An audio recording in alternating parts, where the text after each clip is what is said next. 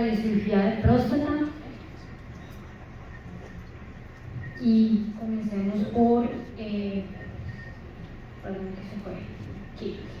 Mostrar que nuestra institución también está relacionada con el contexto nacional. Pasar por un estándar, pasar por un fraccionamiento moderado de 15 fracciones de 3 semanas a un hipofraccionamiento extremo de 1 semana y media. Realmente esta es una muy buena opción de tratamiento para los pacientes y realmente hemos visto que los pacientes se adhieren más a los tratamientos cortos que no en aquellos que tienen que venir muchas veces. ¿Cuáles son los argumentos a favor?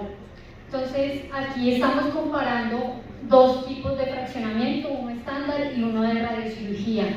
Vemos que cuando evaluamos el EQD2 está a favor el tratamiento de radiocirugía.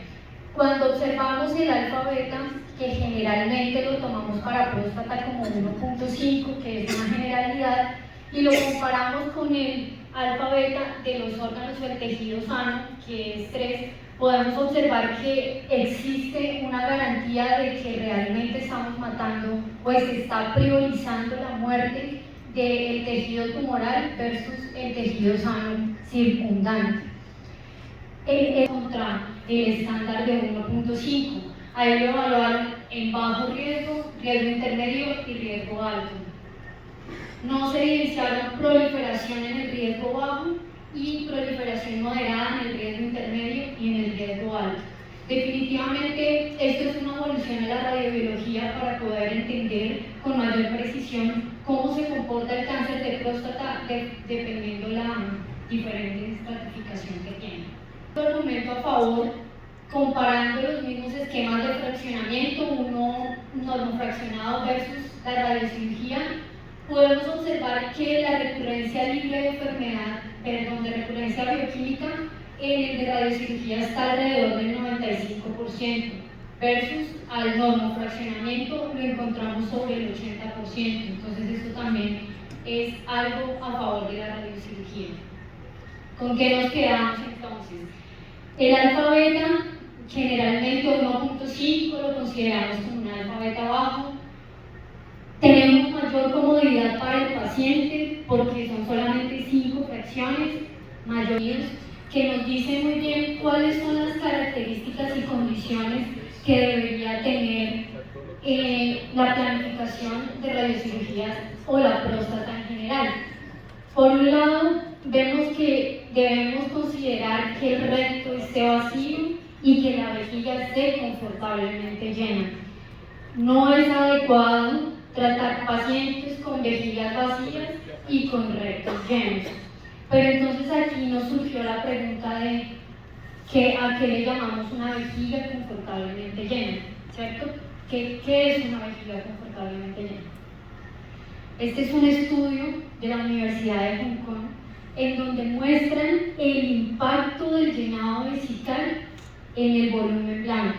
Entonces, observamos que el 0 es la imagen inicial, el CT, y cómo a medida de que el paciente va en el tratamiento y las diferentes llenados vesicales durante ese tratamiento varían.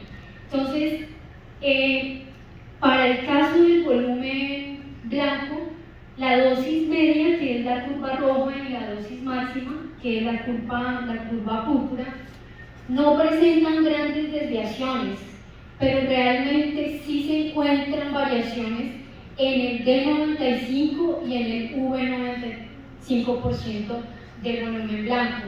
Y a partir de menos 75% de variación por debajo del inicial, encontramos que existen drásticas diferencias en el volumen blanco, el mismo llenado vesical. Y encontramos diferencias aquí mostramos el día 1 y cómo se comporta ese llenado en fraccionamiento moderado de 15 fracciones. Vemos que realmente esto no es adecuado para el tratamiento del paciente. El movimiento interfracción son importantes para la radiocirugía de próstata. Tomamos un llenado vesical que no esté a reventar al paciente, sino que realmente él tenga el deseo de ir al baño, ¿sí? Sin necesidad de llenarlo. ¿Y cómo lo manejamos institucionalmente para decirle al equipo de simulación? No queremos vejigas grandes, sino queremos unas vejigas que se acomoden a estos requerimientos. Entonces hicimos como un análisis para decirle al equipo de simulación: vamos a tomar estos cortes y que estos cortes en vejiga estén aproximadamente en 7 centímetros para nos dar un llenado confortable con estas medidas. Este es el protocolo que tenemos para el llenado vesical, y estos son los sistemas de movilización, que es el popliteo, el pies, el wheelboard y las barras indexadoras. Recomendaciones de RTOG 0938 en cuanto a la prescripción del tratamiento. ¿Cómo entregamos el tratamiento? En algunas instituciones tienen en cuenta el TG 263 para tener como homogeneidad en el nombre que se le dan a las estructuras y a los órganos, a los PTBs. En cuanto a los constraints o a los objetivos y metas clínicas, también seguimos las recomendaciones del RTOG 0938, especialmente para equipos LINA, y un punto importante es el tema de la alergia. Como bien lo decía el doctor Juan Carlos Garris, nosotros garantizamos que el punto máximo no exceda el 107% en aquellos planes donde no contamos con resonancia magnética y no podemos visualizar la aurelia.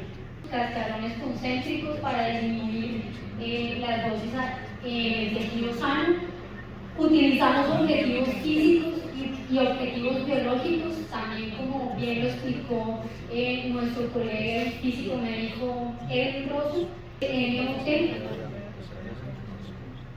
Evaluamos el histograma dosis-volumen, y bueno, aquí también está bajo protocolo la evaluación de todas las metas clínicas. Y algo importante que quiero compartir de nuestra experiencia es que cumplir los constraints de la vejiga y el recto en ocasiones puede ser un poco complicado por la interposición que se presenta con el volumen blanco.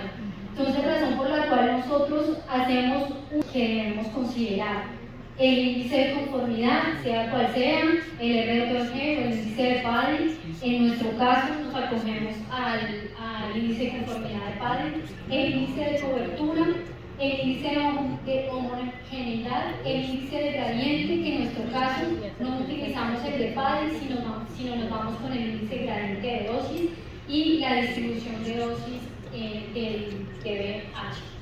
Los parámetros físicos de planeación que se deben considerar dependiendo de la tecnología o la máquina que tengamos: la resolución de gradilla, de cálculo de dosis, el tipo y espesor de MLC que se utilicen, la selección de energía de acuerdo a la máquina que utilicemos, y el impacto simétrico, por lo que verificamos como esa planeación con una matriz de cálculo de Octavius 4D. Bueno, para ya el tratamiento, entonces posicionamos el paciente siguiendo las indicaciones de indexado, los accesorios de inmovilización, aplicar el protocolo de llenado de vejiga y vaciado de recto, verificar que esas condiciones sean las más similares posibles, y aquí la recomendación es que no se